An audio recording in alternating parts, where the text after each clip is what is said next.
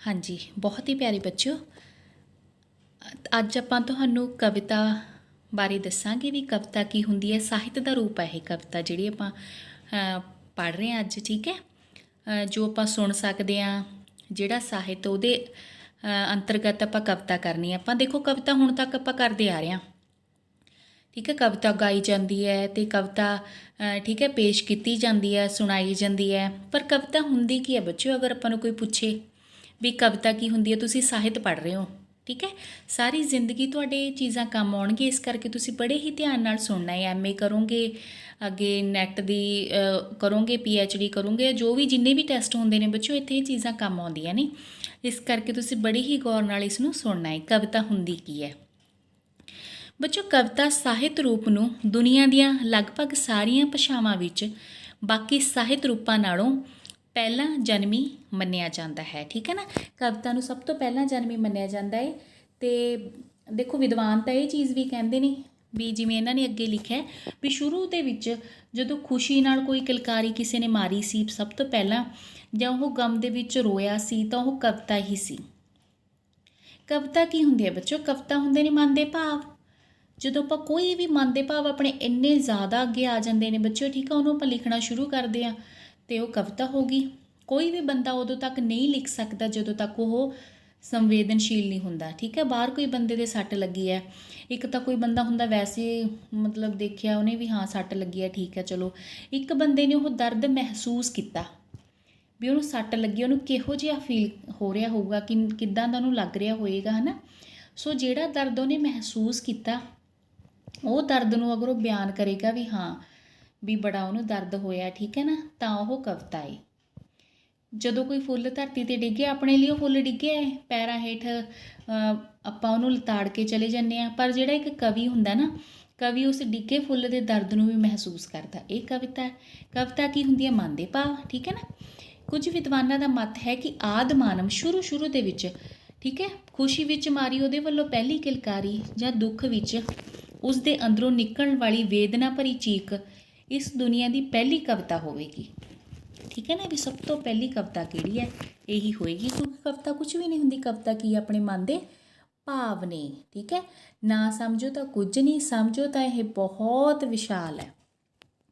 ਇਸ ਧਾਰਨਾ ਨੂੰ ਭਾਵੇਂ, ਠੀਕ ਹੈ, ਅਸੀਂ ਸੱਚ ਨਾ ਵੀ ਮੰਨੀਏ, ਪਰ ਇੱਥੋਂ ਇੱਕ ਗੱਲ ਤਾਂ ਸਪਸ਼ਟ ਹੁੰਦੀ ਹੈ ਕਿ ਕਵਿਤਾ ਦੀ ਸਿਰਜਣਾ ਅੱਤ ਦੀ ਖੁਸ਼ੀ ਜਾਂ ਅੱਤ ਦਾ ਦੁੱਖ ਅਰਥਾਤ ਜਜ਼ਬਾਤੀ ਪਲਾਂ ਵਿੱਚ ਹੁੰਦੀ ਹੈ ਨਾ, ਵੀ ਜਦੋਂ ਆਪਾਂ ਉਹਨੂੰ ਮਹਿਸੂਸ ਕਰਦੇ ਹਾਂ। ਹੁਣ ਪਰਿਭਾਸ਼ਾ ਆ ਜਾਓ, ਪੇਪਰਾਂ ਵਾਸਤੇ ਤਾਂ ਤਿਆਰ ਕਰੀਏ। ਕਵਿਤਾ ਇੱਕ ਸ਼ਬਦ ਕਲਾ ਹੈ। ਦੇਖੋ ਕਿੰਨਾ ਔਖਾ ਲਿਖਿਆ ਵੀ ਹਾਈ ਪਤਾ ਨਹੀਂ ਕੀ ਆ ਸ਼ਬਦ ਕਲਾ। ਬੱਚੇ ਜੋ ਆਪਾਂ ਹੁਣ ਪੜ੍ਹਦੇ ਹਾਂ ਸਾਰੇ ਸ਼ਬਦ ਹੀ ਨੇ, ਪਰਿਭਾਸ਼ਾ ਵੀ ਇੱਕ ਸ਼ਬਦ ਹੀ ਹੈ ਜੋ ਲਿਖਿਆ ਹੋਇਆ ਆਪਣੇ ਸਾਹਮਣੇ। ਸ਼ਬਦ ਕਲਾ, ਕਲਾ ਕੀ ਹੁੰਦੀ ਹੈ? ਜਦੋਂ ਦੇਖੋ ਆਪਾਂ ਕੋਈ ਕੁਰਸੀ ਬਣਾਉਂਦਾ ਕੋਈ, ਠੀਕ ਹੈ, ਤਰਖਾਣ ਹੈ, ਕੁਰਸੀ ਬਣਾਤੀ, ਪਰ ਬੱਚੇ ਜਦੋਂ ਉਹਨੂੰ ਸੋਹਣਾ ਬਣਾਉਣ ਵਾਸਤੇ ਉਹਦੇ ਉੱਪਰ ਕਲਾਕ੍ਰਿਤੀਆਂ ਬਣਾ ਦਿੱਤੀਆਂ ਜਾਂਦੀਆਂ ਨੇ ਨਾ, ਉਹ ਕਲਾ ਹੋ ਗਈ। ਸ਼ਬਦ ਕਲਾ ਕੀ ਹੋ ਗਈ? ਜਦੋਂ ਆਪਣੇ ਸ਼ਬਦਾਂ ਨੂੰ ਇਸ ਤਰ੍ਹਾਂ ਪਰੋ ਦਿੰਦੇ ਹਾਂ ਵੀ ਅਗਲੇ ਨੂੰ ਵਧੀਆ ਲੱਗੇ, ਉਹ ਸ਼ਬਦ ਕਲਾ ਹੋ ਗਈ, ਜੋ ਸਾਹਿਤ ਦਾ ਇੱਕ ਅੰਗ ਹੈ।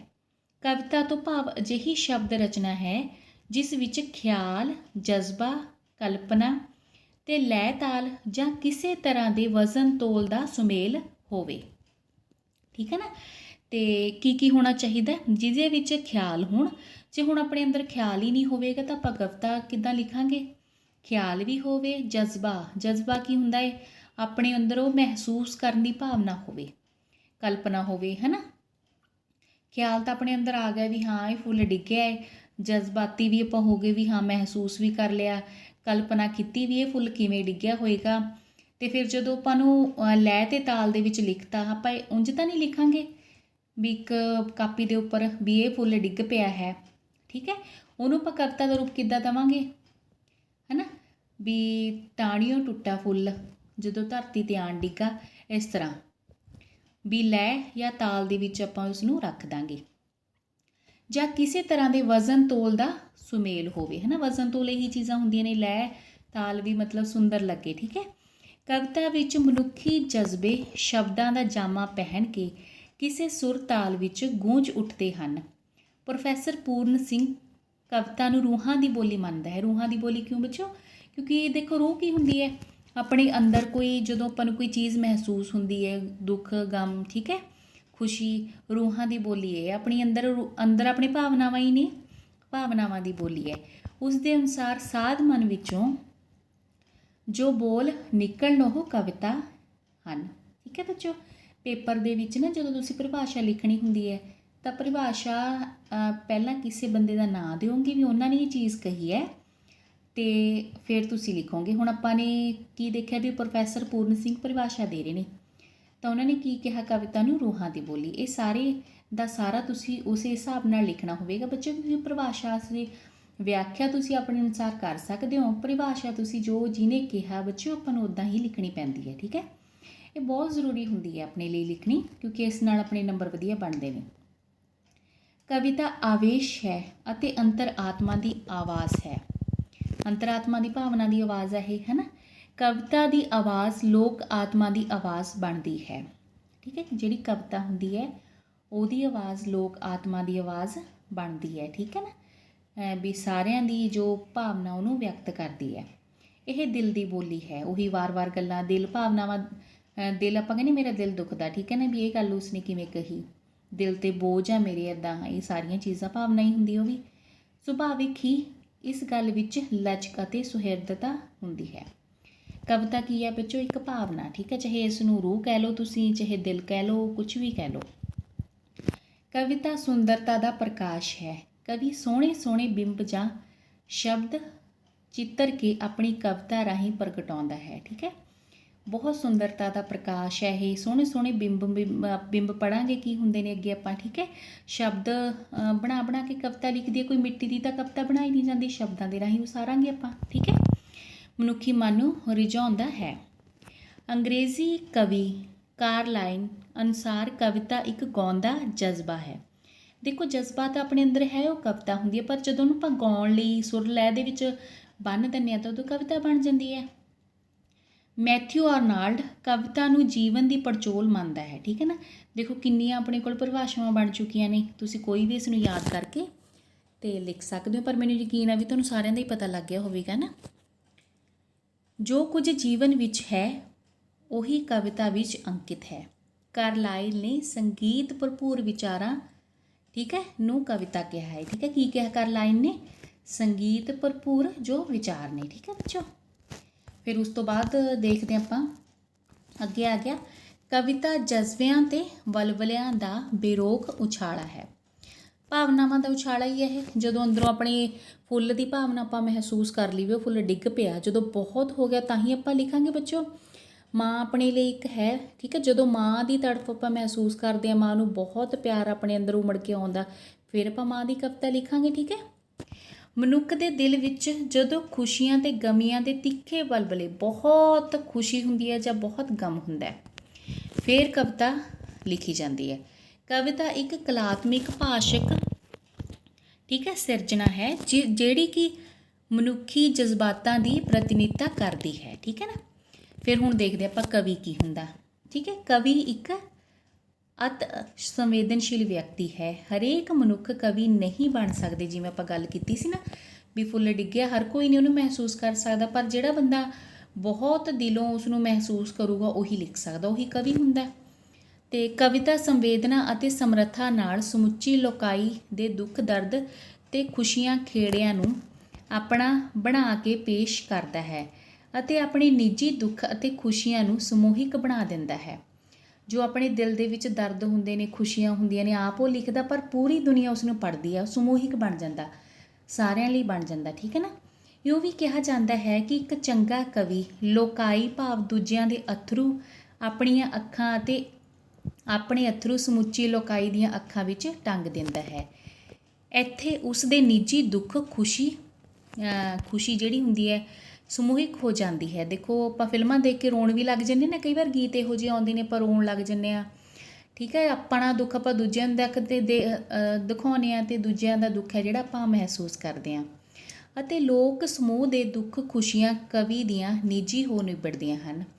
ਆਪਾਂ ਜਦੋਂ ਦੂਜਿਆਂ ਨੂੰ ਦੇਖਦੇ ਹਾਂ ਵੀ ਫਲਾਣਾ ਬੰਦਾ ਬਹੁਤ ਦੁਖੀ ਹੈ, ਤਾਂ ਉਹ ਵੀ ਆਪਣੇ ਅੰਦਰ ਮਹਿਸੂਸ ਕਰਕੇ ਕਵੀ ਲਿਖਦਾ ਉਸ ਨੂੰ। ਠੀਕ ਹੈ, ਇਹ ਵੀ ਕਿਹਾ ਜਾਂਦਾ ਹੈ ਕਿ ਕਵੀ ਆਪਣੀ ਕਲਪਨਾ ਨਾਲ ਸਮੇਂ ਸਥਾਨ ਦੀਆਂ ਵਲਗਣਾ ਵੀ ਟੱਪ ਜਾਂਦਾ ਹੈ।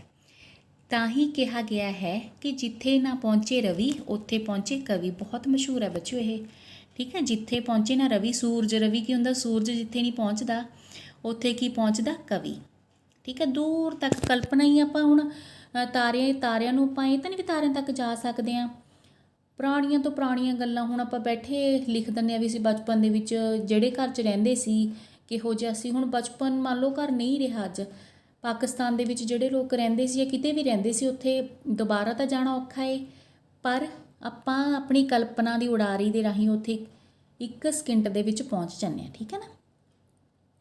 ਸੋ ਇਹਨਾਂ ਨੇ ਦੱਸਿਆ ਵੀ ਸੁਰਜੀਤ ਪਾਤਰ ਇਸ ਤਰ੍ਹਾਂ ਕਹਿੰਦੇ ਹਨ ਕਿ ਮਿੱਟੀ ਉੱਤੇ, ਫੁੱਲ ਦੇ ਉੱਤੇ ਅਤੇ ਸ਼ਾਇਰ ਦੇ ਦਿਲ 'ਤੇ ਇੱਕ ਮੋਈ ਤਿਤਲੀ ਦਾ ਹੁੰਦਾ ਵੱਖੋ ਵੱਖਰਾ ਭਾਰ, ਠੀਕ ਹੈ।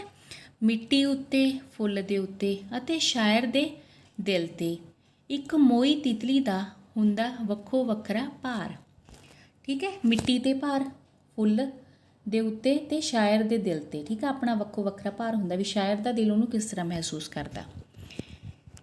ਕਵਿਤਾ ਦੇ ਤੱਤ, ਕਵਿਤਾ ਦੀਆਂ ਤੱਤ ਪੜ੍ਹਦੇ ਹਾਂ ਬੱਚੋ। ਕਿਹੜੇ ਤੱਤ ਕੀ ਹੁੰਦੇ ਨੇ ਵੀ ਕੀ ਕਵਿਤਾ ਦੇ ਵਿੱਚ ਹੋਣਾ ਜ਼ਰੂਰੀ ਹੈ, ਕਵਿਤਾ ਕਾਹਦੇ ਨਾਲ ਬਣਦੀ ਹੈ।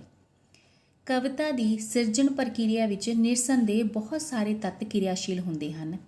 ਇਹਨਾਂ ਤੱਤਾਂ ਦੇ ਸੁਚੱਜੇ ਸੁਮੇਲ ਤੋਂ ਕਵਿਤਾ ਦਾ ਜਨਮ ਹੁੰਦਾ ਹੈ, ਪਰ ਇਹਨਾਂ ਤੱਤਾਂ ਦਾ ਨਿਖੇੜਾ ਕਰਨਾ ਅਸਲੋਂ ਹੀ ਅਸੰਭਵ ਹੈ। ਕਵਿਤਾ ਦੀ ਸੰਰਚਨਾ ਦੇ ਸੰਗਠਨ ਦੇ ਸੰਦਰਭ ਵਿੱਚ ਇਹਨਾਂ ਬਾਰੇ ਚਰਚਾ ਕੀਤੀ ਜਾ ਸਕਦੀ ਹੈ, ਠੀਕ ਹੈ। ਵੀ ਕੱਢਣਾ ਔਖਾ ਹੈ ਇਹਨਾਂ ਨੂੰ ਅਲੱਗ-ਅਲੱਗ, ਪਰ ਫਿਰ ਵੀ ਆਪਾਂ ਦੇਖਦੇ ਹਾਂ। ਚਲੋ, ਸਭ ਤੋਂ ਪਹਿਲਾਂ ਹੈ ਕਾਵਿ ਭਾਸ਼ਾ। ਕਵਿਤਾ ਦੀ ਭਾਸ਼ਾ, ਭਾਸ਼ਾ ਕਵੀ ਦੀ ਕਵਿਤਾ ਸਿਰਜਣ ਦਾ ਕੱਚਾ ਮਾਲ ਹੈ। ਬੱਚੋ ਭਾਸ਼ਾ ਹੀ ਹੁੰਦੀ ਹੈ, ਇਹਦੇ ਵਿੱਚ ਹੋਰ ਕੀ ਹੋਊਗਾ, ਆਪਾਂ ਭਾਸ਼ਾ ਹੀ ਲਿਖਦੇ ਹਾਂ। ਜਿਵੇਂ ਮੂਰਤੀਕਾਰ ਹੁੰਦੇ ਨੇ, ਠੀਕ ਹੈ, ਉਹ ਤਾਂ ਉਹਨਾਂ ਲਈ ਕੀ ਕੱਚਾ ਸਾਧਨ ਹੋਊਗਾ, ਕੋਈ ਵੀ ਚੀਜ਼ ਬਣਾਉਣਗੇ, ਜੇ ਸੰਗਮਰਮਰ ਬਣਾਉਣਗੇ ਤਾਂ ਉਹ ਸੰਗਮਰਮਰ ਹੋਊਗਾ, ਠੀਕ ਹੈ। ਕੋਈ ਮਿੱਟੀ ਦੀ ਚੀਜ਼ ਬਣਾਉਣਗੇ ਤਾਂ ਮਿੱਟੀ ਦੀਆਂ ਚੀਜ਼ਾਂ ਹੋਣਗੀਆਂ, ਠੀਕ ਹੈ। ਸੋ ਇਸ ਕਰਕੇ ਲੱਕੜ ਦੀ ਬਣਾਉਣਗੇ ਤਾਂ ਲੱਕੜਾਂ। ਇਸ ਕਰਕੇ ਜੇ ਕੋਈ ਕਵਿਤਾ ਬਣਾਉਂਦਾ ਤਾਂ ਕੀ ਹੋਊਗਾ ਬੱਚੇ ਉਸ ਕੋਲ, ਤਾਂ ਸ਼ਬਦ ਹੋਣੇ ਜ਼ਰੂਰੀ ਨੇ, ਭਾਸ਼ਾ ਹੋਣੀ ਬਹੁਤ ਜ਼ਰੂਰੀ ਹੈ। ਭਾਸ਼ਾ ਕਿੱਦਾਂ ਦੀ ਹੋਵੇ, ਕਵੀ ਦੀ ਭਾਸ਼ਾ ਵਿੱਚ ਅਜੀਬ ਕੋਮਲਤਾ ਹੋਵੇ, ਮਤਲਬ, ਠੀਕ ਹੈ। ਅਰਥ ਸ਼ਕਤੀ ਵੀ ਹੋਵੇ, ਮਤਲਬ ਸਮਝ ਆਵੇ, ਅਤੇ ਅਲੌਕਿਕ ਸੁੰਦਰਤਾ ਫੁੱਟ ਨਿਕਲਦੀ ਹੋਵੇ, ਬਹੁਤ ਸੁੰਦਰਤਾ ਨਿਕਲਦੀ ਹੋਵੇ ਇਸ 'ਚ ਨਾ। ਕਵੀ ਆਪਣੇ ਵਿਚਾਰਾਂ ਤੇ ਭਾਵਾਂ ਨੂੰ ਰਸਾਤਮਕ ਭਾਸ਼ਾ ਰਾਹੀਂ ਪ੍ਰਗਟ ਕੀਤੇ, ਮਤਲਬ ਰਸ ਚੋ ਜਾਵੇ ਉਸ ਦੇ ਵਿੱਚੋਂ। ਇਸ ਤਰ੍ਹਾਂ ਕਵੀ ਦੀ ਭਾਸ਼ਾ ਸਾਡੀਆਂ ਭਾਵਨਾਵਾਂ, ਅਹਿਸਾਸਾਂ ਅਤੇ ਸੰਵੇਦਨਾ ਨੂੰ ਜਗਾਉਂਦੀ ਹੋਈ ਕਿਸੇ ਵਿਸ਼ੇ ਦੀ ਡੂੰਘੀ ਤਹਿ ਤੱਕ ਪਹੁੰਚਦੀ ਹੈ। ਕਾਵਿ ਭਾਸ਼ਾ ਦੀ ਵਰਤੋਂ ਖਿਆਲਾਂ, ਭਾਵਾਂ ਦੇ ਅਨੁਕੂਲ ਹੁੰਦੀ ਹੈ, ਠੀਕ ਹੈ ਨਾ। ਜਿਸ ਤਰ੍ਹਾਂ ਦੇ ਖਿਆਲ ਹੋਣਗੇ ਬੱਚੋ ਉਸ ਤਰ੍ਹਾਂ ਦੇ ਲਿਖੂਗਾ, ਹੈ ਨਾ, ਜਿਹੜਾ ਕਵੀ ਹੋਊਗਾ। ਜੇਕਰ ਕਵਿਤਾ ਵਿੱਚ ਪਿਆਰ ਭਾਵ ਦਾ ਪ੍ਰਗਟਾਵਾ ਹੈ ਤਾਂ ਭਾਸ਼ਾ ਵੀ ਕੋਮਲ, ਸੋਝ ਭਰਪੂਰ ਹੋਵੇ, ਸੰਗੀਤਮਈ ਹੋਵੇ, ਕੋਮਲ ਧੁਨੀਆਂ ਵਾਲੀ ਹੋਵੇ। ਪਰ ਜੇਕਰ ਕਵਿਤਾ ਵਿੱਚ ਵੀਰਤਾ, ਸੁਰਮਗਤੀ, ਹੈ ਨਾ, ਵੀ ਕੋਈ ਬੱਚਿਆਂ ਨੂੰ ਵੀ ਆਪਾਂ ਕਹਿ ਸਕਦੇ ਯੁੱਧ ਦੀ ਕਵਿਤਾ ਆਪਾਂ ਉਹ ਕਰਨੀ ਆ ਤਾਂ ਉਹਦੇ ਲਈ ਪੂਰਾ ਬੰਦੇ ਨੂੰ ਤੇਜਸਵੀ ਸ਼ਬਦ ਵਰਤਣੇ ਪੈਣਗੇ, ਠੀਕ ਹੈ। ਵੀਰ ਰਸ ਪ੍ਰਧਾਨ। ਕਾਵਿ ਭਾਸ਼ਾ ਵਿੱਚ ਸ਼ਬਦਾਂ ਦੀ ਚੋਣ ਦਾ ਵੀ ਮਹੱਤਵ ਹੈ, ਠੀਕ ਹੈ, ਕਿਸ ਤਰ੍ਹਾਂ ਦੇ ਸ਼ਬਦ ਨੇ। ਅਤੇ ਜੇ ਕੋਈ ਮਤਲਬ ਹੁਣ ਵੀਰ ਵਾਲੀ ਕਵਿਤਾ ਹੈ ਆਪਣੀ, ਬਹੁਤ ਯੋਧਿਆਂ ਦੀ ਮਹਿਮਾ ਹੈ, ਤਾਂ ਉਹਦੇ ਵਿੱਚ ਆਪਾਂ ਜਿਹੜਾ ਰੋਮਾਂਸਵਾਦੀ ਵਿਚਾਰਧਾਰਾ ਨੂੰ ਨਹੀਂ ਬੱਚਿਓ ਆਪਾਂ ਦਾਖਲ ਕਰ ਸਕਦੇ, ਠੀਕ ਹੈ ਨਾ। ਸ਼ਬਦ ਵੀ ਉੱਦਾਂ ਦੇ ਹੋਣੇ ਚਾਹੀਦੇ ਨੇ ਜਿਸ ਤਰ੍ਹਾਂ ਦੀ ਕਵਿਤਾ ਹੈ। ਭਾਸ਼ਾ ਕਹਿੰਦੇ ਆਪਾਂ ਨੂੰ ਕਾਵਿ ਭਾਸ਼ਾ, ਠੀਕ ਹੈ। ਕਾਵਿ ਭਾਸ਼ਾ ਵਿੱਚ ਸ਼ਬਦਾਂ ਦੀ ਚੋਣ ਦਾ ਬਹੁਤ ਮਹੱਤਵ ਹੈ। ਸ਼ਬਦ ਅਜਿਹੇ ਹੋਣ ਜੋ ਵਿਸ਼ੇ ਨੂੰ ਸਪਸ਼ਟ ਕਰਨ ਅਤੇ ਨਾਲੋਂ ਨਾਲ ਕਵੀ ਦੇ ਹਿਰਦੇ ਦੀਆਂ ਭਾਵ ਤਰੰਗਾਂ ਨੂੰ ਉਲੀਕਣ ਅਤੇ ਸ਼ਬਦ ਚਿੱਤਰ ਸਿਰਜ ਕਰਦੇ ਹੋਣ। ਇਸ ਤੋਂ ਇਲਾਵਾ ਕਵਿਤਾ ਦੀ ਭਾਸ਼ਾ ਸੁਝਾਊ ਹੁੰਦੀ ਹੈ, ਜੋ ਸ਼ਬਦਾਂ ਵਿੱਚ ਲੁਕੇ ਹੋਏ ਕਈ ਅਰਥਾਂ ਨੂੰ ਉਜਾਗਰ ਕਰਨ ਦੇ ਸਮਰੱਥ ਹੁੰਦੀ ਹੈ। ਲੈਅ, ਸੁਰ, ਤਾਲ ਅਤੇ ਸੰਗੀਤ ਜਿਹੜਾ ਹੁੰਦਾ ਕਾਵਿ ਭਾਸ਼ਾ ਦਾ ਬਹੁਤ ਵੱਡਾ ਅੰਗ ਹੁੰਦਾ ਹੈ। ਸੋ ਪਹਿਲਾਂ ਕੀ ਕੀਤਾ ਸੀ ਆਪਾਂ ਨੇ, ਕਾਵਿ ਭਾਸ਼ਾ, ਫਿਰ ਅੱਗੇ ਆ ਗਿਆ ਬੱਚੋ ਵਿਚਾਰ, ਜੋ ਉਸ ਦਾ ਅੰਗ ਹੁੰਦਾ ਹੈ ਕਵਿਤਾ ਦਾ, ਵਿਚਾਰ। ਅਜੋਕੇ ਯੁੱਗ ਵਿੱਚ ਵਿਗਿਆਨਿਕ ਤਰੱਕੀ ਕਾਰਨ ਕਵਿਤਾ ਵਿੱਚ ਵਿਚਾਰ ਦਾ ਤੱਤ ਬਹੁਤ ਵਧੀਆ ਹੈ, ਠੀਕ ਹੈ। ਵਿਚਾਰ ਤੋਂ ਬਿਨਾਂ ਤਾਂ ਇੱਕ ਵਾਕ ਲਿਖਣਾ ਵੀ ਅਸੰਭਵ ਹੈ। ਜੇ ਬੰਦੇ ਦੇ ਮਨ 'ਚ ਵਿਚਾਰ ਆਊਗਾ ਬੱਚੋ ਤਾਂ ਹੀ ਭਾਸ਼ਾ ਹੁੰਦੀ ਹੈ। ਆਪਾਂ ਨਹੀਂ ਕਹਿੰਦੇ ਵੀ ਭਾਸ਼ਾ ਉਹ ਹੁੰਦੀ ਹੈ ਜੋ ਆਪਣੇ ਮਨ ਦੇ ਵਿਚਾਰਾਂ ਨੂੰ ਆਪਾਂ ਦੂਜੇ ਤੱਕ ਪਹੁੰਚਾਉਂਦੇ ਹਾਂ, ਠੀਕ ਹੈ ਨਾ। ਜੇ ਹੁਣ ਵਿਚਾਰ ਹੀ ਨਹੀਂ ਹੈਗੇ ਆਪਣੇ ਅੰਦਰ, ਫਿਰ ਆਪਾਂ ਕੀ ਲਿਖਾਂਗੇ ਅਤੇ ਕੀ ਬੋਲਾਂਗੇ, ਠੀਕ ਹੈ ਬੱਚੋ। ਸੋ ਕਵੀ ਇੱਕ ਸੰਵੇਦਨਸ਼ੀਲ ਮਨੁੱਖ ਹੋਣ ਕਾਰਨ ਵੀ ਜਿਹੜੇ ਦੂਜਿਆਂ ਦੇ ਦਰਦ ਨੂੰ ਮਹਿਸੂਸ ਕਰਦਾ ਉਹੀ ਕਵੀ ਹੁੰਦਾ, ਠੀਕ ਹੈ ਨਾ। ਕੋਈ ਇਹ ਨਹੀਂ ਵੀ ਇਹ ਬੰਦਾ ਕਵੀ ਹੈ ਤਾਂ ਸਿਰਫ ਇਹੀ ਕਵੀ ਹੈ, ਕੋਈ ਵੀ ਕਵੀ ਬਣ ਸਕਦਾ। ਜਦੋਂ ਆਪਾਂ ਦਿਲੋਂ ਮਹਿਸੂਸ ਕਰਨਾ ਸ਼ੁਰੂ ਕਰ ਦਾਂਗੇ ਆਪਾਂ ਕਵੀ ਬਣ ਗਏ, ਠੀਕ ਹੈ। ਤੁਸੀਂ ਵੀ ਹੋ ਸਕਦੇ ਹੋ, ਕੋਈ ਵੀ ਹੋ ਸਕਦਾ। ਸੋ ਉਹ ਉਸ ਦੇ ਵਿਚਾਰਾਂ ਦਾ ਆਧਾਰ ਬਣਦੇ ਹਨ। ਕੁਝ ਵਿਦਵਾਨ ਕਵਿਤਾ ਦੀ ਭਾਸ਼ਾ, ਸ਼ਬਦ ਚੋਣ, ਸ਼ਬਦ ਜੜਤ ਵੱਲ ਹੀ ਵਧੇਰੇ ਧਿਆਨ ਦਿੰਦੇ ਹਨ। ਉਹ ਕਵਿਤਾ ਨੂੰ ਵਿਚਾਰਾਂ ਦਾ ਵਾਹਨ ਨਹੀਂ ਸਮਝਦੇ, ਹੈ ਨਾ। ਕਈ ਕੀ ਕਰਦੇ ਨੇ ਵੀ ਇਹਨੂੰ ਮਤਲਬ ਇਹ ਨਹੀਂ ਸਮਝਦੇ ਵੀ ਵਿਚਾਰ ਇਹਦੇ ਵਿੱਚ ਜ਼ਰੂਰੀ ਹੋਣੇ ਚਾਹੀਦੇ ਨੇ ਕਿ ਨਹੀਂ, ਠੀਕ ਹੈ ਨਾ। ਅਤੇ ਵਸਤੂ ਦੀ ਥਾਂ ਰੂਪ ਉੱਪਰ ਵਧੇਰੇ ਜ਼ੋਰ ਦਿੰਦੇ ਹਨ। ਅਸਲ ਵਿੱਚ ਕਵੀ ਆਪਣੀ ਮਤ ਬੁੱਧ ਅਨੁਸਾਰ ਕਵਿਤਾ ਦੀ ਸਿਰਜਣਾ ਕਰਦਾ ਹੈ ਦਿਮਾਗ ਦੇ ਰਾਹੀਂ। ਇਸ ਲਈ ਕਵਿਤਾ ਵਿੱਚ ਕੋਈ ਗੱਲ ਕਹੀ ਗਈ ਹੁੰਦੀ ਹੈ, ਕੋਈ ਸੁਨੇਹਾ ਹੁੰਦਾ ਹੈ, ਕੋਈ ਸਿੱਖਿਆ ਜਾਂ ਉਪਦੇਸ਼ ਹੁੰਦਾ ਹੈ, ਜਾਂ ਫਿਰ ਕਿਸੇ ਹਾਲਾਤ ਦਾ ਵਰਣਨ ਹੁੰਦਾ ਹੈ। ਸੌਖੇ ਸ਼ਬਦਾਂ ਵਿੱਚ ਕਿਹਾ ਜਾ ਸਕਦਾ ਹੈ ਕਿ ਕਵਿਤਾ ਵਿੱਚ ਵਿਸ਼ੇ ਦੇ ਰੂਪ ਵਿੱਚ ਜੋ ਕੁਝ ਪੇਸ਼ ਕੀਤਾ ਹੁੰਦਾ ਹੈ ਉਹੀ ਵਿਚਾਰ ਹੁੰਦਾ ਹੈ। ਵਿਚਾਰ ਕੀ ਹੈ? ਸੌਖੇ ਢੰਗ ਨਾਲ ਕਾਵਿ ਭਾਸ਼ਾ ਤਾਂ ਆਪਾਂ ਨੂੰ ਪਤਾ ਲੱਗ ਹੀ ਕਿਹੋ ਜਿਹੀ ਹੁੰਦੀ ਹੈ, ਠੀਕ ਹੈ। ਵਿਚਾਰ ਕੀ ਹੁੰਦਾ ਬੱਚੋ? ਜਿਹੜੀ ਆਪਾਂ ਸਿੱਖਿਆ ਦਿੰਦੇ ਹਾਂ। ਆਖਿਰਕਾਰ ਜਦੋਂ ਆਪਾਂ ਕੋਈ ਕਵਿਤਾ ਲਿਖਦੇ ਹਾਂ ਉਹਦਾ ਕੋਈ ਨਾ ਕੋਈ ਤਾਂ ਮਕਸਦ ਹੁੰਦਾ ਨਾ।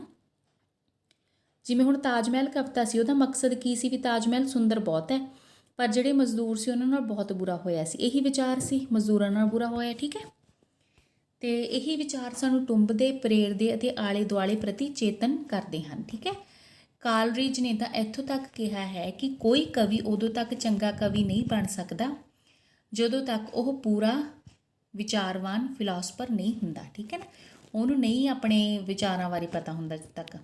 ਡਾਕਟਰ ਸਤਿੰਦਰ ਸਿੰਘ ਦਾ ਵਿਚਾਰ ਹੈ ਕਿ ਅਸਲ ਵਿੱਚ ਕਵਿਤਾ ਲਈ ਵਿਚਾਰ ਤੱਤ ਦੀ ਹੋਂਦ ਕਿਸੇ ਨਾ ਕਿਸੇ ਰੂਪ ਵਿੱਚ ਬਹੁਤ ਜ਼ਰੂਰੀ ਹੈ।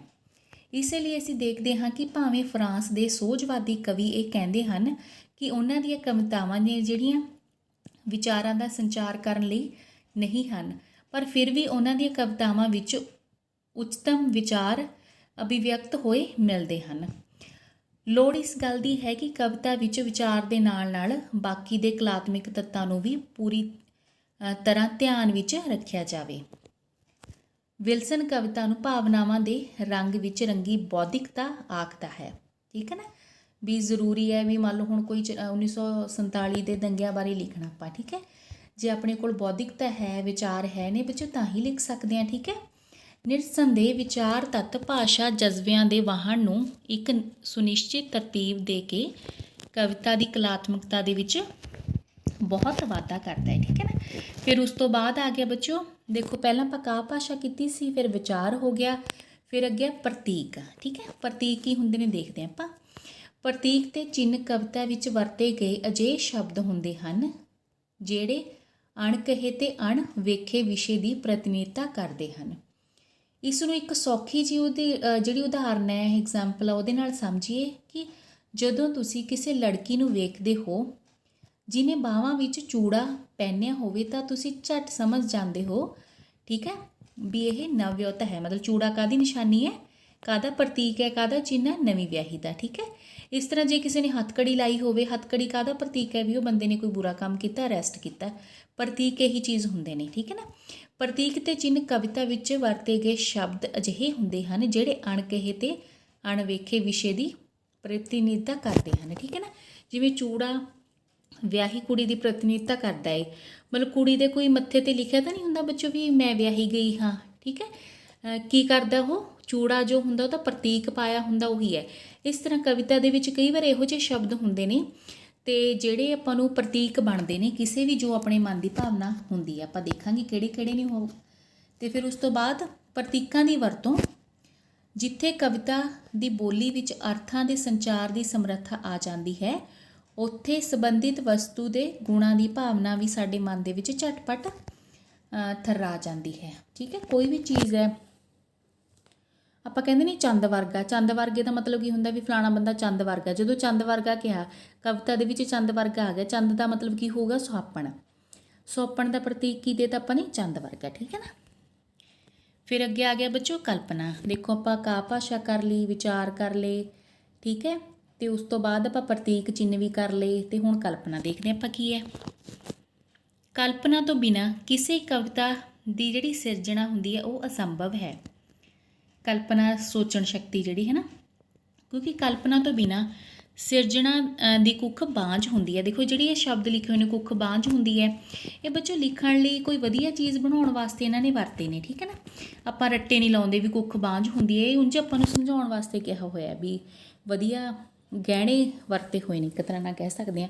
ਜਿਵੇਂ ਬੰਜਰ ਧਰਤੀ ਉੱਪਰ ਕੁਝ ਵੀ ਨਹੀਂ ਉੱਗਦਾ, ਉਵੇਂ ਕਲਪਨਾ ਵਿਹੂਣਾ ਮਨੁੱਖ ਕੁਝ ਨਹੀਂ ਸਿਰਜ ਸਕਦਾ। ਕਲਪਨਾ ਨਾ ਹੋਵੇ, ਹੁਣ ਮੰਨ ਲਓ ਕੋਈ ਆਪਾਂ ਆਪਣੀ ਮਾਂ ਦੇ ਉੱਪਰ ਕੋਈ ਕਵਿਤਾ ਲਿਖਣੀ ਹੈ, ਠੀਕ ਹੈ ਨਾ। ਆਪਾਂ ਛੋਟੇ ਹੁੰਦੇ ਯਾਦ ਕਰਾਂਗੇ ਵੀ ਸਾਡੇ ਮੰਮੀ ਸਾਨੂੰ ਖਾਣਾ ਖਵਾਉਂਦੇ ਸੀ, ਠੀਕ ਹੈ, ਅਤੇ ਜੇ ਆਪਾਂ ਕਲਪਨਾ ਦੀ ਉਡਾਰੀ ਉੱਥੇ ਭਰ ਕੇ ਲੈ ਕੇ ਜਾਵਾਂਗੇ ਤਾਂ ਹੀ ਆਪਾਂ ਲਿਖਾਂਗੇ। ਇਸ ਲਈ ਕਲਪਨਾ ਕਵਿਤਾ ਦਾ ਇੱਕ ਅਤ ਜ਼ਰੂਰੀ ਤੱਤ ਹੈ। ਅੰਗਰੇਜ਼ੀ ਕਵੀ ਕਾਲਰਿਜ ਦੇ ਅਨੁਸਾਰ ਕਵਿਤਾ ਦਾ ਕਲਪਨਾ ਦੀ ਹੀ ਪੈਦਾਵਾਰ ਹੈ। ਕਲਪਨਾ ਬਹੁਤ ਜ਼ਰੂਰੀ ਹੈ। ਕਲਪਨਾ ਘਾੜਤ ਜਾਂ ਰਚਨਾ ਕਰਨ ਵਾਲੀ ਸ਼ਕਤੀ ਹੈ ਜੋ ਹਰ ਇੱਕ ਬੰਦੇ ਵਿੱਚ ਵਿਦਮਾਨ ਹੁੰਦੀ ਹੈ। ਕਲਪਨਾ ਦੀ ਸ਼ਕਤੀ ਨਾਲ ਹੀ ਕਵੀ ਅਣਵੇਖੇ ਅਤੇ ਅਣਜਾਣੇ ਦ੍ਰਿਸ਼ਾਂ ਅਤੇ ਵਸਤੂਆਂ ਨੂੰ ਸਾਡੇ ਸਾਹਮਣੇ ਇਸ ਤਰ੍ਹਾਂ ਪੇਸ਼ ਕਰਦਾ ਹੈ ਕਿ ਸੱਚਮੁੱਚ ਦੇਖੇ ਭਾਲੇ ਲੱਗਦੇ ਹਨ। ਉਹਨਾਂ ਵਿੱਚ ਅਸੀਂ ਆਪਣੱਤ ਪਾ ਲੈਂਦੇ ਹਾਂ। ਅੱਜ ਤੋਂ ਕਈ ਸਾਲ ਪਹਿਲਾਂ, ਮਤਲਬ ਇਹਨਾਂ ਨੇ ਕਿਹਾ ਵੀ ਤਕਰੀਬਨ 300 ਸਾਲ ਪਹਿਲਾਂ ਦਸ਼ਮੇਸ਼ ਗੁਰੂ ਦੇ ਸਾਹਿਬਜ਼ਾਦੇ ਸਰਹੰਦ ਦੀਆਂ ਨੀਹਾਂ ਵਿੱਚ ਚਿਣਾਏ ਗਏ। ਉਸ ਦੂਰ ਬੀਤੇ ਹੋਏ ਮਹਾਨ ਸਾਕੇ ਦਾ ਬਿਆਨ ਅੱਜ ਵੀ ਕਵੀ ਇਸ ਤਰ੍ਹਾਂ ਕਰ ਦਿੰਦਾ ਹੈ ਜਿਵੇਂ ਉਹ ਸਾਰਾ ਦਾ ਸਾਰਾ ਜਿਹੜਾ ਕਾਰਨਾਮਾ ਹੈ ਉਸ ਕਵੀ ਦੀਆਂ ਅੱਖਾਂ ਦੇ ਸਾਹਮਣੇ ਵਾਪਰਿਆ ਹੋਏ, ਅਤੇ ਆਪਾਂ ਜਦੋਂ ਪੜ੍ਹਦੇ ਹਾਂ ਆਪਣੇ ਸਾਹਮਣੇ ਵੀ ਉਹ ਆ ਜਾਂਦਾ ਹੈ ਨਾ। ਇਹੋ ਕਲਪਨਾ ਦਾ ਕਮਾਲ ਹੈ। ਕਲਪਨਾ ਮਤਲਬ ਸਾਹਿਬਜ਼ਾਦਿਆਂ ਦੀ ਜਿਹੜੀ ਸ਼ਹੀਦੀ ਹੈ, ਉਦੋਂ ਉਹਨਾਂ ਨਾਲ ਕੀ ਵਾਪਰਿਆ ਸੀ ਉੱਥੇ ਤੱਕ ਕਵੀ ਪਹੁੰਚ ਜਾਂਦਾ, ਠੀਕ ਹੈ। ਉਹ ਸਾਰੇ ਜੋ ਯੁੱਧ ਦੇ ਵਰਣਨ ਨੂੰ ਕਰਦਾ ਵੀ ਕਿਸ ਤਰ੍ਹਾਂ ਸਾਹਿਬਜ਼ਾਦਿਆਂ ਨਾਲ ਬੀਤੀ ਹੋਏਗੀ, ਉਹ ਸਭ ਕੁਝ ਆਪਾਂ ਕਲਪਨਾ ਦੇ ਮਾਧਿਅਮ ਰਾਹੀਂ ਅੱਗੇ ਇਹੋ ਕਰਦੇ ਹਾਂ, ਠੀਕ ਹੈ। ਕਲਪਨਾ ਦਾ ਮਤਲਬ ਸੋਚਣਾ। ਗੱਲ ਕੀ ਕਲਪਨਾ ਕਵੀ ਦੀ ਕਵਿਤਾ ਪਿੱਛੇ ਪ੍ਰੇਰਨਾ ਦੇਣ ਵਾਲੀ ਇੱਕ ਮਾਨਸਿਕ ਸ਼ਕਤੀ ਹੈ। ਜੋ ਕਵਿਤਾ, ਠੀਕ ਹੈ, ਕਵੀ ਜਿਹੜਾ ਬੰਦਾ ਲਿਖਦਾ ਕਵਿਤਾ ਉਹ ਲਿਖਦਾ ਹੈ, ਅਤੇ ਪਾਠਕ ਸਰੋਤੇ ਜਿਹੜੇ ਆਪਾਂ ਇਹ ਮਤਲਬ ਉਹਨੂੰ ਪੜ੍ਹਦੇ ਹਾਂ, ਤਿੰਨਾਂ ਨੂੰ ਇੱਕੋ ਵੇਲੇ ਇਕਸੁਰ ਕਰ ਦਿੰਦੀ ਹੈ। ਵੀ ਆਪਾਂ ਉਹ ਪੜ੍ਹ ਕੇ ਉਹ ਵੀ ਕਵੀ ਨੇ ਜਦੋਂ ਲਿਖਿਆ ਮਹਿਸੂਸ ਕੀਤਾ ਉਹ ਕਵਿਤਾ ਦੇ ਵਿੱਚ ਵੀ ਉੱਦਾਂ, ਅਤੇ ਆਪਾਂ ਜਦੋਂ ਪੜ੍ਹਾਂਗੇ ਆਪਾਂ ਨੂੰ ਵੀ ਉਹੀ ਮਹਿਸੂਸ ਹੋਊਗਾ। ਇਸੇ ਲਈ ਡਾਕਟਰ ਸਤਿੰਦਰ ਸਿੰਘ ਕਹਿੰਦਾ ਹੈ ਕਿ ਕਲਪਨਾ ਕਵੀ ਦੀ ਇੱਕ ਅਜਿਹੀ ਅਨੋਖੀ ਸ਼ਕਤੀ ਹੈ ਜਿਸ ਦੁਆਰਾ ਉਹ ਤੱਥਾਂ ਨੂੰ ਅਜਿਹੇ ਢੰਗ ਨਾਲ ਰੂਪਮਾਨ ਕਰਦਾ ਹੈ ਕਿ ਅਸਲ ਨਾਲੋਂ ਪਿਆਰੇ ਅਤੇ ਦਿਲਚਸਪ ਵਧੇਰੇ ਸੱਚ ਹੋ ਨਿਬੜਦੇ ਹਨ, ਠੀਕ ਹੈ ਨਾ।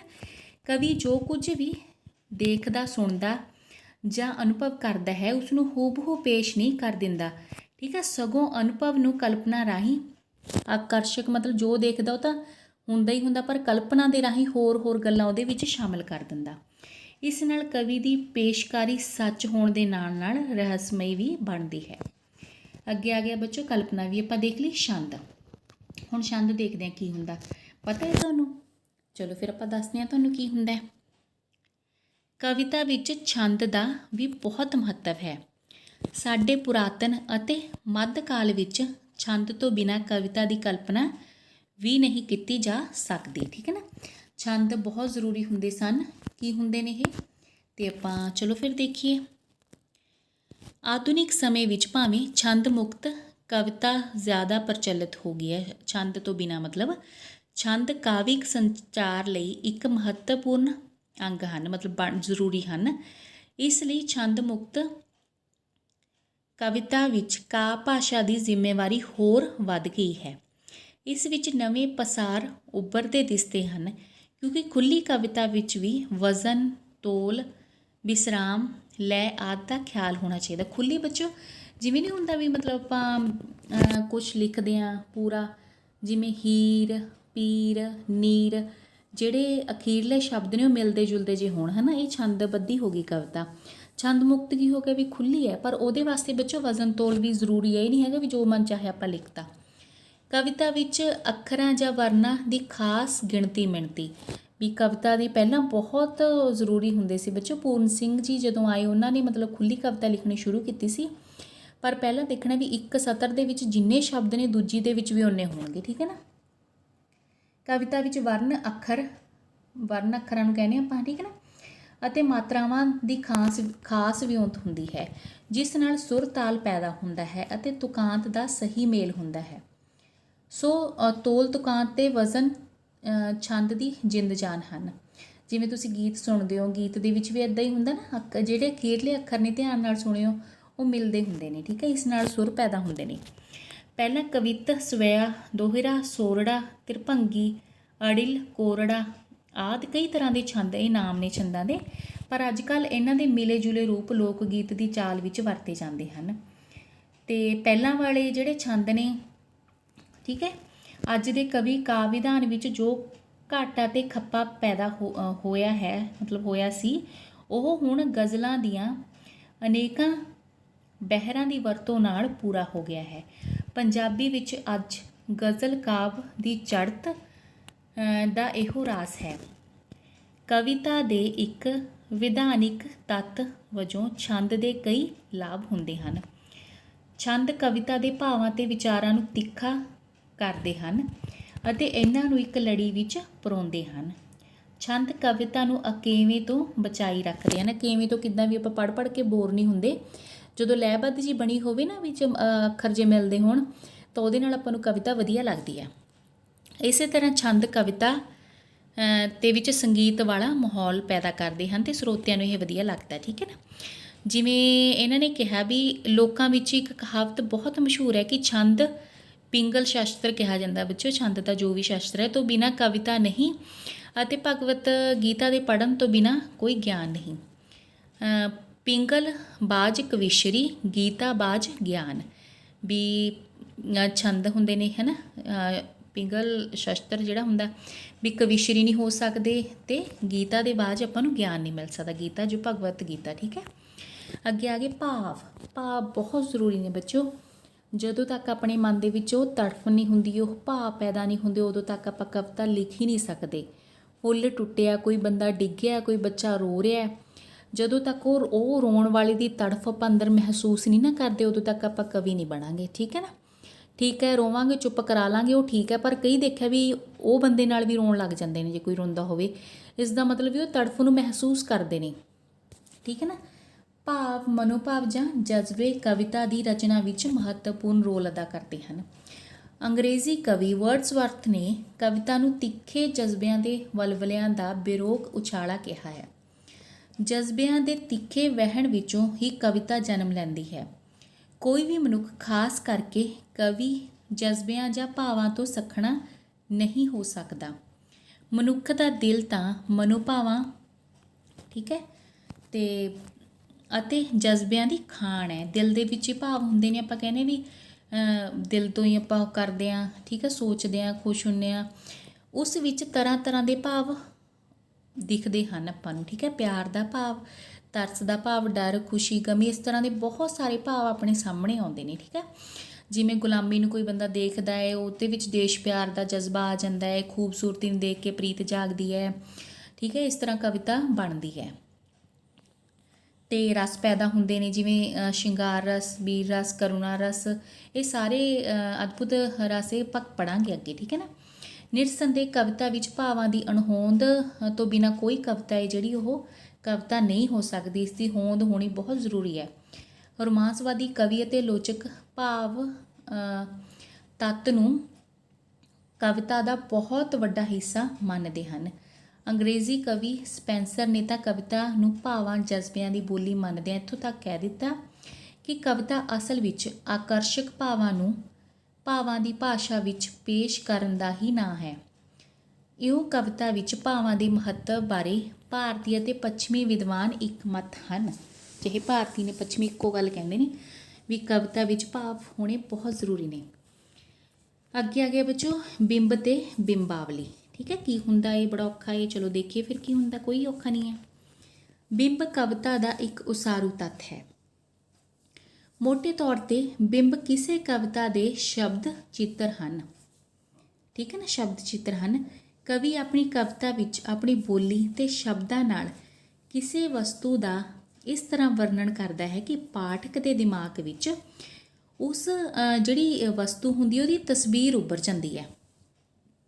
ਜਿਵੇਂ ਆਪਾਂ ਗੱਲ ਕੀਤੀ ਸੀ ਨਾ ਚੰਦ ਵਰਗਾ ਸੋਹਣਾ, ਤਾਂ ਆਪਣੇ ਮਨ ਦੇ ਵਿੱਚ ਉਹ ਸੋਹਣੀ ਨੱਖੀ ਇੱਕ ਜਿਹੜੀ ਤਸਵੀਰ ਹੈ ਉਹ ਆਪਣੇ ਮਨ ਦੇ ਵਿੱਚ ਬਣ ਜਾਂਦੀ ਆ। ਤਾਂ ਉਹ ਜਿਹੜਾ ਚਿੱਤਰ ਆਪਣੇ ਮਨ ਦੇ ਵਿੱਚ ਬਣਦਾ ਬੱਚੋ ਉਹਨੂੰ ਬਿੰਬ ਕਹਿੰਦੇ ਆਪਾਂ, ਠੀਕ ਹੈ ਨਾ। ਇਹੋ ਤਸਵੀਰ ਬਿੰਬ ਹੈ, ਪਰ ਬਿੰਬ ਇਸ ਤੋਂ ਵੀ ਅੱਗੇ ਜਾਂਦਾ ਹੈ। ਜਿਹੜੀ ਤਸਵੀਰ ਕਵੀ ਨੇ ਆਪਣੇ ਦਿਮਾਗ ਵਿੱਚ ਬਣਾਈ ਹੈ ਉਸੇ ਤਰ੍ਹਾਂ ਦੀ ਤਸਵੀਰ ਕਵਿਤਾ ਦੇ ਰਾਹੀਂ ਉਹ ਪਾਠਕਾਂ ਤੇ ਸਰੋਤਿਆਂ ਦੇ ਮਨਾਂ ਵਿੱਚ ਵੀ ਉਜਾਗਰ ਕਰਦਾ ਹੈ, ਠੀਕ ਹੈ ਨਾ। ਤਾਂ ਹੀ ਅਸਲ ਬਿੰਬ ਬਣਦੇ ਹਨ। ਬਿੰਬ ਮਤਲਬ ਕੋਈ ਕਵੀ ਆਪਾਂ ਨੂੰ ਕੁਝ ਦੱਸ ਰਿਹਾ ਵੀ ਬਹੁਤ ਸੋਹਣਾ ਬਾਗ ਹੈ, ਜਦੋਂ ਇਹ ਕਹਿੰਦਾ ਵੀ ਬਹੁਤ ਸੋਹਣਾ ਬਾਗ ਹੈ, ਮੈਂ ਵੀ ਇਹ ਗੱਲ ਵਰਤ ਰਹੀ ਹਾਂ ਵੀ ਬਹੁਤ ਸੋਹਣਾ ਬਾਗ ਹੈ, ਲਾਲ ਫੁੱਲ ਖਿੜੇ ਹੋਏ ਨੇ ਸਾਰੇ ਬਾਗ ਦੇ ਵਿੱਚ, ਤਾਂ ਤੁਹਾਡੇ ਦਿਮਾਗ ਦੇ ਵਿੱਚ ਉਹ ਲਾਲ ਬਾਗ ਬਣ ਚੁੱਕਾ ਹੈ, ਠੀਕ ਹੈ ਨਾ। ਫੁੱਲੇ ਫੁੱਲ ਨੇ, ਲਾਲ ਤਰ੍ਹਾਂ ਦੇ ਇੱਕ ਤਰ੍ਹਾਂ ਨਾਲ ਬਾਗ ਹੈ, ਉਹ ਜਿਹੜਾ ਤੁਹਾਡੇ ਦਿਮਾਗ ਦੇ ਵਿੱਚ ਬਣ ਰਿਹਾ ਉਹ ਬਿੰਬ ਹੈ ਬੱਚੋ, ਠੀਕ ਹੈ। ਤਾਂ ਫਿਰ ਇਹ ਕਹਿੰਦੇ ਨੇ ਵੀ ਉਸੇ ਤਰ੍ਹਾਂ ਕਵੀ ਸ਼ਬਦਾਂ, ਧੁਨੀਆਂ ਤੇ ਬੋਲਾਂ ਨਾਲ, ਵੀ ਸ਼ਬਦ ਹੁੰਦੀ ਹੈ ਕਵਿਤਾ ਹੋਰ ਕਾਹਦੇ ਵੀ ਲਈ ਹੁੰਦੀ ਹੈ ਨਾ, ਤੇ ਇਹ ਤਿਆਰ ਕਰਦਾ। ਭਾਈ ਵੀਰ ਸਿੰਘ ਜੀ ਦੀ ਇੱਕ ਅਨੋਖੀ ਨਿੱਕੀ ਕਵਿਤਾ ਹੈ। ਧੋਬੀ ਕੱਪੜੇ ਧੋਂਦਿਆ ਵੀਰਾ ਹੋ ਹੁਸ਼ਿਆਰ, ਪਿਛਲੇ ਪਾਸੇ ਆ ਰਿਹਾ ਮੂੰਹ ਅੱਡੀ ਸੰਸਾਰ। ਸੰਸਾਰ ਕਿਹਨੂੰ ਕਿਹਾ ਗਿਆ? ਮਗਰਮੱਛ ਨੂੰ, ਠੀਕ ਹੈ ਨਾ। ਇੱਥੇ ਕੱਪੜੇ ਧੋ ਰਹੇ ਧੋਬੀ ਦਾ ਬਿੰਬ ਹੈ ਅਤੇ ਮੂੰਹ ਅੱਡੇ ਹੋਏ ਸੰਸਾਰ ਮਤਲਬ ਮਗਰਮੱਛ ਦਾ ਬਿੰਬ ਉਸਾਰਿਆ ਗਿਆ ਹੈ, ਠੀਕ ਹੈ। ਫਿਰ ਆਪਾਂ ਦੇਖਦੇ ਹਾਂ ਇਸ ਤੋਂ ਬਾਅਦ ਇਹਨਾਂ ਦੇ ਪਿੱਛੇ ਅਧਿਆਤਮਕ ਅਰਥ ਹਨ। ਇਸ ਤਰ੍ਹਾਂ ਬਿੰਬ ਕਈ ਤਰ੍ਹਾਂ ਦੇ ਹੋ ਨਿਬੜਦੇ ਹਨ, ਜਿਵੇਂ ਰੂਪ ਬਿੰਬ, ਨਾਦ ਬਿੰਬ, ਛੂ ਬਿੰਬ ਆਦਿ। ਕਿਸੇ ਆਲੋਚਕ ਨੇ ਠੀਕ ਹੀ ਕਿਹਾ ਹੈ ਕਿ ਹਰ ਇੱਕ ਕਵਿਤਾ ਇੱਕ ਬੋਲਦੀ ਤਸਵੀਰ ਹੈ ਅਤੇ ਹਰ ਤਸਵੀਰ ਇੱਕ ਅਨਬੋਲਤ ਕਵਿਤਾ ਹੈ। ਪ੍ਰਸਿੱਧ ਕਵੀ ਵਰਡਸਵਰਥ ਕਵਿਤਾ ਨੂੰ ਮਨੁੱਖ ਤੇ ਪ੍ਰਕਿਰਤੀ ਦਾ ਬਿੰਬ ਮੰਨਦਾ ਹੈ। ਕਵੀ ਦੁਆਰਾ ਕਵਿਤਾ ਵਿੱਚ ਆਪਣੀਆਂ ਭਾਵਨਾਵਾਂ ਨੂੰ ਸਾਰਥਿਕ ਢੰਗ ਨਾਲ ਪੇਸ਼ ਕਰਨ ਅਤੇ ਪਾਠਕਾਂ ਦੀਆਂ ਭਾਵਨਾਵਾਂ ਨੂੰ ਤੀਬਰ ਕਰਨ ਲਈ ਅਨੁਭਵ ਜਿੰਨਾ ਵਿਸ਼ਾਲ ਹੋਵੇਗਾ, ਉਸ ਦੁਆਰਾ ਸਿਰਜੇ ਬਿੰਬ ਓਨੇ ਹੀ ਸੰਜੀਵ ਅਤੇ ਪ੍ਰਭਾਵਸ਼ਾਲੀ ਹੋਣਗੇ।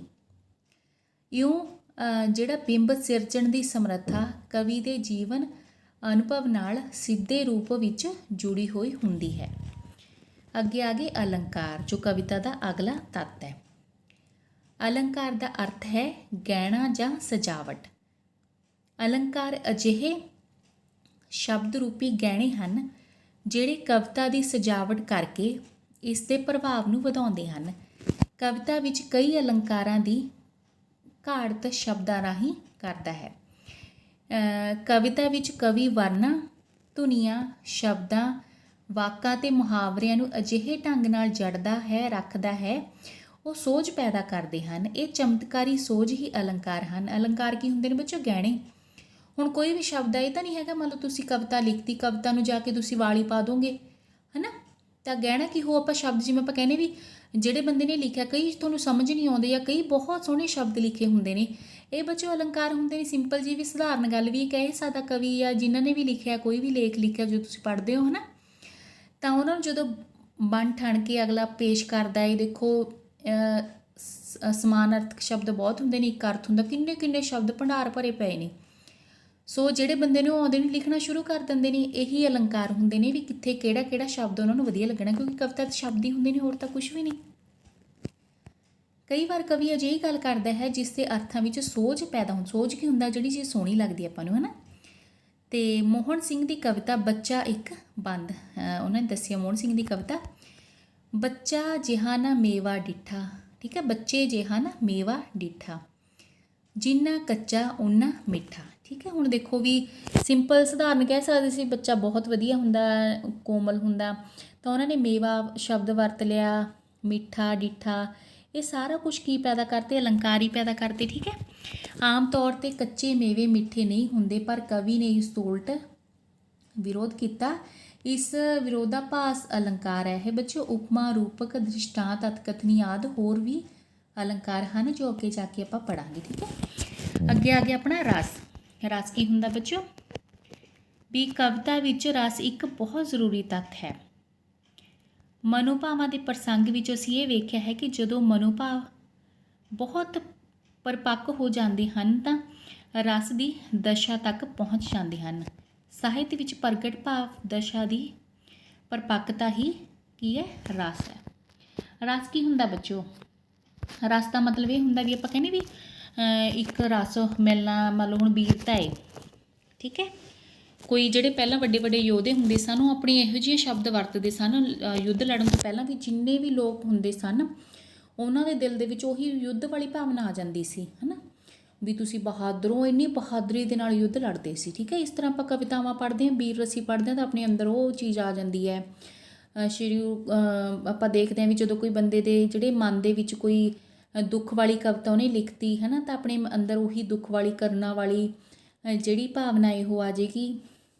ਇਸ ਤਰ੍ਹਾਂ ਦੀ ਜੋ ਬੰਦਾ ਕਵਿਤਾ ਲਿਖਦਾ, ਜਿਹੜੀ ਚੀਜ਼ ਆਪਣੇ ਮਨ ਦੇ ਵਿੱਚੋਂ ਭਾਵ ਪੈਦਾ ਹੁੰਦੇ ਨੇ ਬੱਚੇ, ਉਹ ਰਸ ਹੀ ਹੁੰਦਾ, ਠੀਕ ਹੈ ਨਾ। ਮਤਲਬ ਇਹ ਹੈ ਕਿ ਕਵਿਤਾ ਦੇ ਪੜ੍ਹਨ ਜਾਂ ਸੁਣਨ ਤੋਂ ਜਾਂ ਫਿਰ ਨਾਟਕ ਡਰਾਮਾ ਵੇਖਣ ਤੋਂ ਪਾਠਕਾਂ, ਸਰੋਤਿਆਂ ਜਾਂ ਦਰਸ਼ਕਾਂ ਦੇ ਭਾਵਾਂ ਅਤੇ ਜਜ਼ਬਿਆਂ ਨੂੰ ਹਿਲੋਰਾ ਦੇਣ ਵਾਲੇ ਜੋ ਸਾਹਿਤਕ ਸੋਝ ਸਵਾਦ ਮਹਿਸੂਸ ਹੁੰਦਾ ਹੈ, ਉਹ ਰਸ ਹੁੰਦਾ। ਦੇਖੋ ਕਿੰਨਾ ਔਖਾ ਅਲੰਕਾਰ ਇਹਨਾਂ ਨੇ ਵਰਤੇ ਨੇ, ਅਲੱਗ-ਅਲੱਗ ਚੀਜ਼ਾਂ ਵਰਤੀਆਂ ਨੇ। ਸੋ ਬੱਚਿਓ ਰਸ ਦਾ ਆਪਾਂ ਸੰਖੇਪ ਦੇ ਵਿੱਚ ਕਹਿ ਸਕਦੇ ਹਾਂ ਵੀ ਜਿਹੜੇ ਰਸ ਹੁੰਦੇ ਨੇ, ਰਸ ਉਦੋਂ ਆਪਾਂ ਨੂੰ ਜਦੋਂ ਆਪਾਂ ਕੋਈ ਚੀਜ਼ ਪੜ੍ਹਦੇ ਹਾਂ, ਲਿਖਦੇ ਹਾਂ, ਅਤੇ ਜਦੋਂ ਵੀ ਕੋਈ ਸੁਣਦੇ ਹਾਂ ਆਪਾਂ, ਜਦੋਂ ਆਪਣੇ ਮਨ ਦੇ ਵਿੱਚ ਕੋਈ ਭਾਵ ਪੈਦਾ ਹੁੰਦੇ ਨੇ ਨਾ, ਉਸ ਨੂੰ ਦੇਖ ਕੇ ਉਹਨੂੰ ਆਪਾਂ ਰਸ ਕਹਿੰਦੇ ਹਾਂ, ਠੀਕ ਹੈ ਨਾ। ਅਤੇ ਯੂਰਪ ਦੇ ਵਿਦਵਾਨਾਂ ਨੇ ਇਸ ਦਾ ਤਰਜਮਾ ਕੀ ਕੀਤਾ? ਐਸਥੈਟਿਕ ਇੰਜੋਏਮੈਂਟ ਨੂੰ ਕਿਹਾ, ਠੀਕ ਹੈ ਨਾ। ਸੋਚ ਜਿਹੜੇ ਅੰਦਰ ਭਾਵ ਆਪਣੇ ਪੈਦਾ ਹੁੰਦੇ ਨੇ। ਕਵਿਤਾ ਵਿੱਚ ਰਸ ਕਈ ਤਰ੍ਹਾਂ ਦੇ ਹੁੰਦੇ ਨੇ, ਪਰ ਆਮ ਤੌਰ 'ਤੇ ਰਸ ਨੇ ਜਿਹੜੇ 9 ਤਰ੍ਹਾਂ ਦੇ ਹੁੰਦੇ ਨੇ। ਕਿਹੜੇ-ਕਿਹੜੇ? ਸ਼ਿੰਗਾਰ ਰਸ, ਹਾਸ ਰਸ, ਕਰੁਣਾ ਰਸ, ਅਤੇ ਰੌਦਰ ਰਸ, ਬੀਰ ਰਸ, ਭਿਆਨਕ ਰਸ, ਅਦਭੁਤ ਰਸ, ਵਿਪਤਸ ਰਸ ਅਤੇ ਸ਼ਾਂਤ ਰਸ। ਬੱਚੋ ਇਹਨਾਂ ਦੇ ਨਾਵਾਂ ਤੋਂ ਹੀ ਆਪਾਂ ਨੂੰ ਪਤਾ ਲੱਗ ਗਿਆ ਵੀ ਜਦੋਂ ਬੋਲਦੇ ਹਾਂ ਉਹ ਵੀ ਅੰਦਰ ਆਪਣੇ ਰਸ ਭਾਵ ਪੈਦਾ ਕਰ ਰਿਹਾ। ਜਿਵੇਂ ਕਰੁਣਾ ਰਸ ਦੀ ਇੱਕ ਵੰਨਗੀ ਦਿੱਤੀ ਹੈ ਇਹਨਾਂ ਨੇ।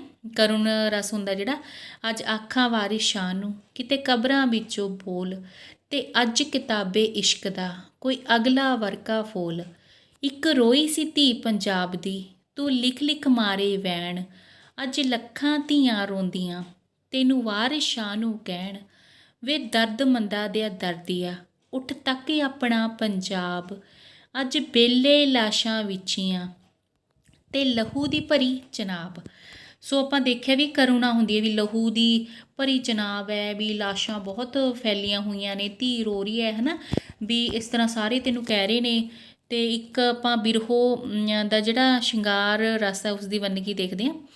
ਦੂਰ ਪਰਦੇਸੀ ਮੇਰਾ ਜਿੰਦੂ ਵੇ ਸੁਣੀਂਦਾ, ਦੂਰ ਪਰਦੇਸੀ ਮੇਰੀ ਜਾਨ, ਅੱਖਰ ਨਿਮਾਣੇ ਨੀਰਾ ਦੁੱਖ ਸੁੱਖ ਫੋਲਦੇ, ਅੱਖਰਾਂ ਦੀ ਗੂੰਗੀ ਵੇ ਜ਼ਬਾਨ, ਨਾ ਤਾਂ ਮੈਂ ਬੀਬਾ ਤੈਨੂੰ ਦੁੱਖ ਸੁੱਖ ਭੇਜਣਾ, ਨਾ ਸੁੱਖ ਸਾਂਦ ਦਾ ਬਿਆਨ, ਮੈਂ ਤਾਂ ਤੈਨੂੰ ਭੇਜਣਾ ਸੱਚਾ ਸੁੱਚਾ ਅੱਥਰੂ, ਨੈਣਾ ਵਿੱਚ ਲਟਕਦੇ ਜੋ ਆਣ, ਮੈਂ ਤਾਂ ਭੇਜਣੀ ਜੋ ਕਦੇ ਕਦੇ ਟਹਿਕਦੀ ਸੁੰਨੇ ਸੁੰਨੇ ਹੋਠੀ ਮੁਸਕਾਨ, ਕਿਹਦੇ ਹੱਥ ਭੇਜਾਂ ਇਹ ਮਲੂਕ ਜਿੰਦਾ ਜਾਨੀਆਂ, ਪਲ ਵਿੱਚ ਹੋਣ ਜੋ ਵੀਰਾਨ, ਅੱਖਰ ਨਿਮਾਣੇ ਨੀਰਾ ਦੁੱਖ ਸੁੱਖ ਫੋਲਦੇ, ਅੱਖਰਾਂ ਦੀ ਗੂੰਗੀ ਵੇ ਜ਼ਬਾਨ, ਅੱਖਰਾਂ ਦੀ ਗੂੰਗੀ ਵੇ ਜ਼ਬਾਨ, ਠੀਕ ਹੈ। ਸੋ ਇਹਦੇ ਵਿੱਚ ਸ਼ਿੰਗਾਰ ਰਸ ਹੈ। ਅੱਗੇ ਆਪਾਂ ਕਵਿਤਾ ਦੀ ਕਿਸਮਾਂ ਕਰਦੇ ਹਾਂ ਬੱਚੋ। ਇਹ ਸਾਰਾ ਕੁਛ ਆਪਾਂ ਦੇਖ ਲਿਆ ਜੋ ਕਵਿਤਾ ਦੇ ਭਾਗ ਸਨ, ਤੱਤ ਸਨ। ਕਿਸਮਾਂ ਦੇਖਦੇ ਹਾਂ ਆਪਾਂ ਕਿਹੜੀਆਂ ਨੇ ਇਹਨਾਂ ਦੀਆਂ। ਕਵਿਤਾ ਦੀ ਪੰਜਾਬੀ ਕਵਿਤਾ ਦੇ ਭੇਦਾਂ ਵਿੱਚ ਲੋਕ ਗੀਤ, ਕਿੱਸਾ ਕਾਵ, ਵਾਰ, ਜੰਗਨਾਮਾ, ਖੰਡ ਕਾਵ, ਮਹਾਂਕਾਵ, ਸਰੋਦੀ, ਠੀਕ ਹੈ, ਪ੍ਰਗੀਤ, ਗਜ਼ਲ ਕਾਵ, ਖੁੱਲੀ ਕਵਿਤਾ, ਠੀਕ ਹੈ, ਗੱਦ ਕਾਵ ਜਿਹਨੂੰ ਆਪਾਂ ਕਹਿੰਦੇ ਹਾਂ, ਅਤੇ ਗਿਣੇ ਜਾ ਸਕਦੇ ਹਨ ਇਹ ਸਾਰੇ, ਠੀਕ ਹੈ। ਪੰਜਾਬੀ ਕਵਿਤਾ, ਪੰਜਾਬੀ ਕਵਿਤਾ ਦਾ ਇਤਿਹਾਸ ਬਹੁਤ ਸ਼ਾਨਦਾਰ ਅਤੇ ਅਮੀਰ ਹੈ। ਵਾਸਤਵ ਵਿੱਚ ਵਾਰਤਕ ਸਾਹਿਤ ਦੇ ਉੱਨਤ ਹੋਣ ਤੋਂ ਪਹਿਲਾਂ ਪੰਜਾਬੀ ਸਾਹਿਤ ਦਾ ਇਤਿਹਾਸ ਪੰਜਾਬੀ ਕਵਿਤਾ ਦਾ ਇਤਿਹਾਸ ਹੀ ਸੀ। ਪੰਜਾਬੀ ਕਵਿਤਾ ਦੀ ਗੱਲ ਕਰਦਿਆਂ ਇਸ ਕਵਿਤਾ ਦੇ ਕਈ ਥੰਮ ਸਹਿਜ ਸੁਭਾਅ ਹੀ ਚੇਤੇ ਆ ਜਾਂਦੇ ਹਨ। ਉਦਾਹਰਨ ਵਜੋਂ ਬਾਬਾ ਫਰੀਦ ਤੇ ਪਿੱਛੋਂ ਸ਼ਾਹ ਹੁਸੈਨ ਤੇ ਬੁੱਲੇ ਸ਼ਾਹ ਜਿਹੇ ਸੂਫੀ ਕਵੀ। ਗੁਰੂ ਕਾਵਿ ਪਰੰਪਰਾ ਵਿੱਚ ਗੁਰੂ ਨਾਨਕ ਦੇਵ ਜੀ, ਗੁਰੂ ਅਮਰਦਾਸ ਜੀ ਤੇ ਗੁਰੂ ਅਰਜਨ ਦੇਵ ਜੀ। ਕਿੱਸਾ ਕਾਵਿ ਪਰੰਪਰਾ ਵਿੱਚ ਦਮੋਦਰ, ਪੀਲੂ, ਵਾਰਿਸ ਸ਼ਾਹ, ਹਾਸ਼ਮ ਸ਼ਾਹ ਤੇ ਫਜ਼ਲ ਸ਼ਾਹ ਆਉਂਦੇ ਹਨ। ਐਵੇਂ ਹੀ ਬੀਰ ਕਾਵਿ ਪਰੰਪਰਾ ਵਿੱਚ ਗੁਰੂ ਗੋਬਿੰਦ ਸਿੰਘ ਜੀ, ਨਜਾਬਤ ਤੇ ਸ਼ਾਹ ਮੁਹੰਮਦ ਦਾ ਨਾਂ ਉੱਘਾ ਹੈ। ਆਧੁਨਿਕ ਕਵਿਤਾ ਵਿੱਚ ਭਾਈ ਵੀਰ ਸਿੰਘ, ਅੱਗੇ ਆ ਗਿਆ ਆਪਣਾ ਪ੍ਰੋਫੈਸਰ ਪੂਰਨ ਸਿੰਘ, ਪ੍ਰੋਫੈਸਰ ਮੋਹਨ ਸਿੰਘ, ਅਮਰਤਾ ਪ੍ਰੀਤਮ, ਬਾਵਾ ਬਲਵੰਤ ਤੇ ਸੁਰਜੀਤ ਪਾਤਰ ਦੇ ਵਿਸ਼ੇਸ਼ ਨਾਂ ਹਨ। ਪੰਜਾਬੀ ਕਵਿਤਾ ਦੇ ਇਤਿਹਾਸ ਦੀ ਭਰਪੂਰਤਾ ਦਾ ਅਨੁਭਵ ਕਰਨ ਲਈ ਇਹ ਸੰਖੇਪ ਨੋਟ ਕਾਫੀ ਨਹੀਂ। ਇੱਥੇ ਤਾਂ ਉੜਦੀ ਝਾਤ ਪਵਾਉਣੀ ਵੀ ਸੰਭਵ ਨਹੀਂ। ਪੰਜਾਬੀ ਕਵਿਤਾ ਦੇ ਇਤਿਹਾਸ ਬਾਰੇ ਵਿਦਿਆਰਥੀ ਆਪਣੇ ਕੋਰਸ ਦੀ ਪਾਠ ਪੁਸਤਕ ਤੋਂ ਨਿਸ਼ਚੇ ਹੀ ਕੁਝ ਗ੍ਰਹਿਣ ਕਰ ਸਕਣਗੇ। ਠੀਕ ਹੈ ਨਾ, ਜੋ ਕਵਿਤਾਵਾਂ ਤੁਹਾਨੂੰ ਦਿੱਤੀਆਂ ਨੇ।